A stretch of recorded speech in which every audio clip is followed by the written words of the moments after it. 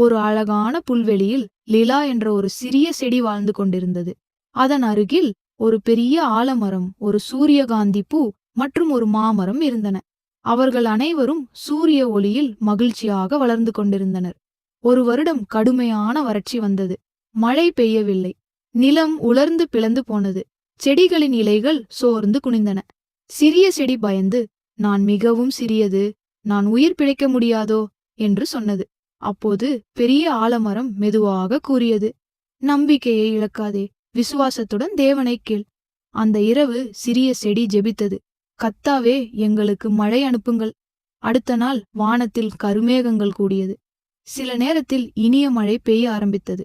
மழை நீரை குடித்து எல்லா செடிகளும் மீண்டும் நிமிர்ந்து நின்றன.